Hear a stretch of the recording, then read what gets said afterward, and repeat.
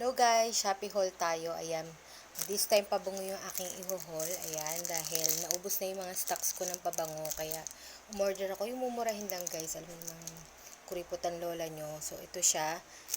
Naka-plastic pa siya ng ganyan. Tsaka ano to maganda yung pagkakapak ni seller kasi hindi tinipid sa bubble wrap. So kahit isa lang yung binili ko, hindi niya tinipid. Kaya secure yung product. Ayan. Tapos, ang pangalan nito is, teka lang, salamin lang ako, hindi ko mabasa. Vivi Love Fragrance Mist Cappuccino Coffee. Ayan. Ayan siya. So, ano to guys, kaya ito yung pinili ko kasi kakaiba siya para sa akin dahil coffee scent. Coffee lover ako. Pero hindi na ako nagkakape ngayon kasi nga na-acidic ako kaya in-stop ko na rin yung pag-inom ng kape dahil nahirapan akong huminga kasi pag sobrang acidic saka bumibilis yung tibok ng puso ko yun. Kaya nagkukos na parang paghirap ng hinga kaya hirap huminga ganyan. Kaya tinigil ko na nung binibidyohan ko to 2 months na hindi ako nagkakape.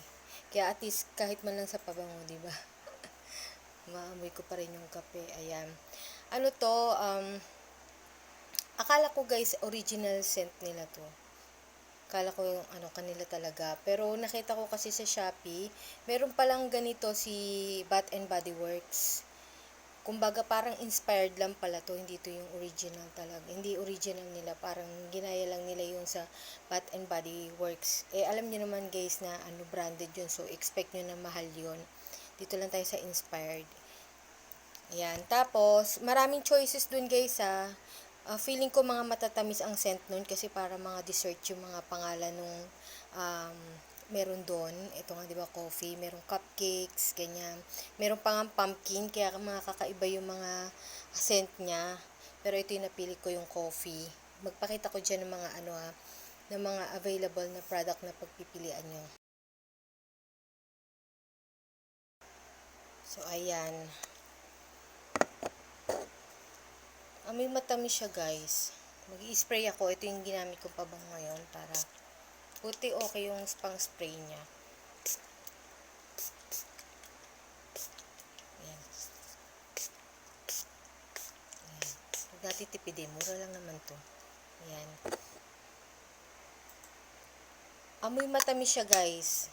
So ano siya, parang creamy coffee scent. Ganyan. Sweet. Ang amoy niya, good for coffee lover. Ayan. Alam niyo yung parang kape na sobrang tamis na nilagyan ng sobrang daming creamer at saka ice cream. Parang ganun yung amoy niya, guys. Ayan.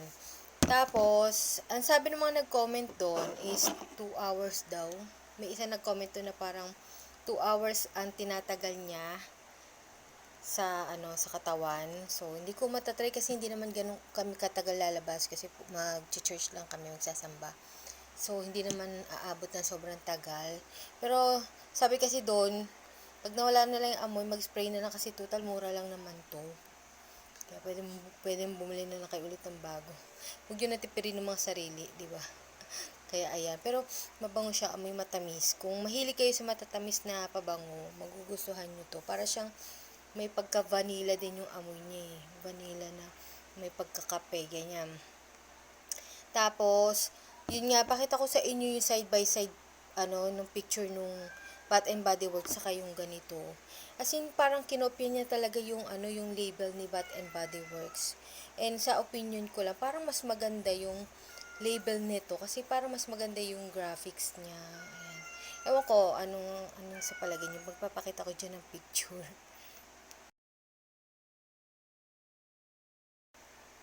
So, ayan, parang feeling ko, mas type ko yung packaging nito.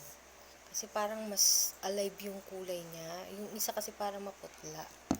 Ayan. So, yun lang guys. Ibibigay ko na lang sa inyo dyan yung price niyan. Ano lang to? 100 pesos. 100 pesos lang siya guys. Tapos malaki na to nasa 250 ml na siya. Kaya matagal-tagal nyo rin siyang magagamit. Tapos marami din choices doon. Kung gusto niyo mga kakaibang scent, diba? Yung mga parang matamis, dessert, ganyan. Yun ang pagpipilian nyo doon. And then, lagay ko na lang dyan yung itsura ng shop niya. And then, Shopee link just in case gusto nyo rin i-try bilhin ito. Yun na lang guys. Yun na lang on my next haul. Babushki!